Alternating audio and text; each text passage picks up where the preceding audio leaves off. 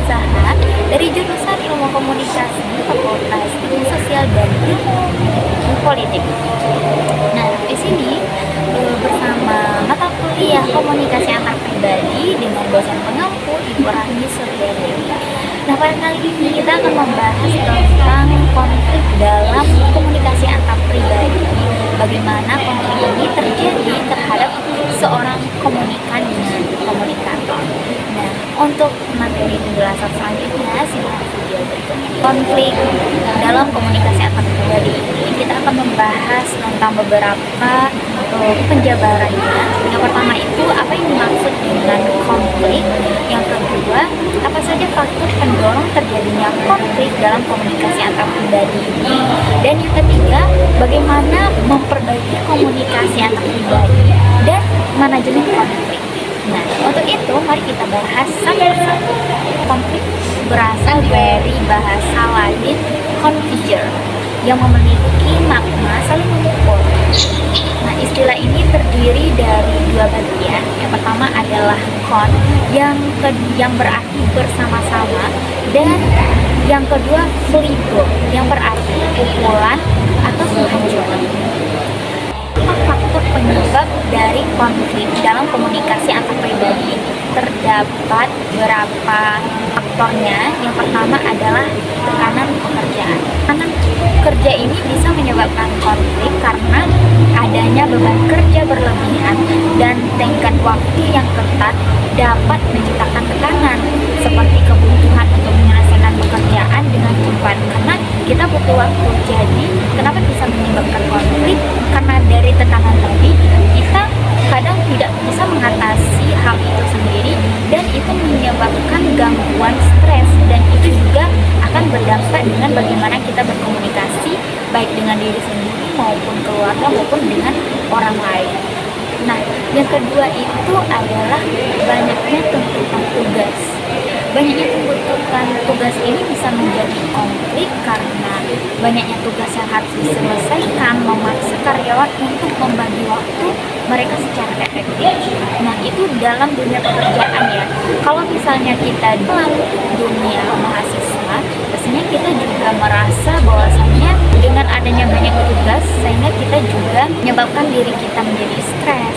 Nah, di sana itu kalau emosional kita tidak bisa diatasi sehingga akan ada terjadinya konflik, bisa jadi dengan diri sendiri maupun dengan orang lain.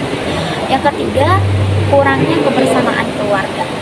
Nah, konflik juga dapat terjadi dalam konteks keluarga, di mana kepentingan pribadi seringkali bertentangan yang menyebabkan ketegangan dalam hubungan keluarga tersebut.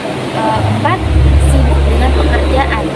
Nah, tekanan dan tuntutan pekerjaan membuat seseorang sibuk dengan tanggung jawab pekerjaan mereka, sehingga mereka tidak bisa menyeimbangkan bagaimana kehidupan mereka dengan kehidupan pekerjaan. Nah, jadi kadang ketika kita sibuk dengan pekerjaan, kita lengah dengan bagaimana situasi dan kondisi dari lingkungan kehidupan kita sendiri. Yang selanjutnya adalah bagaimana memperbaiki komunikasi antar pribadi dan manajemen konflik. Nah, untuk memperbaiki komunikasi interpersonal, penting bagi kita untuk membuat komunikasi tersebut lebih efektif. Salah satu pendekatan yang bisa digunakan adalah pendekatan humanistis untuk efektivitas antar pribadi. Ada pun ciri-ciri komunikasi interpersonal yang efektif, yaitu yang pertama keterbukaan.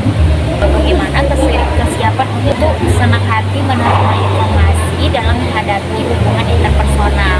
Keterbukaan ini melibatkan tiga aspek dalam komunikasi interpersonal.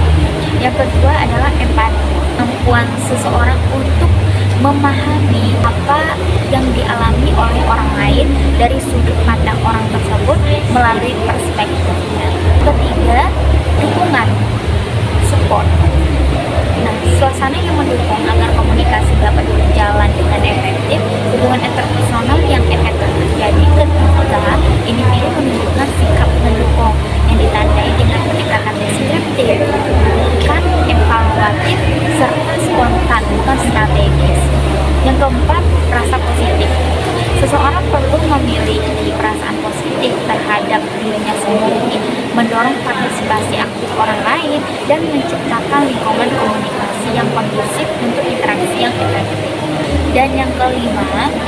kesetaraan atau equality.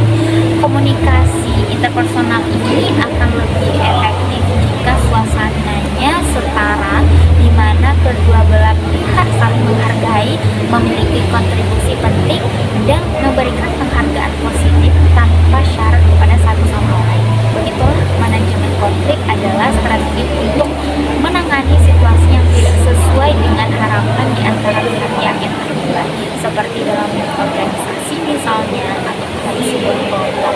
Menurut Sudarmanto, terdapat beberapa teori yang menjelaskan tentang penyebab konflik dalam organisasi.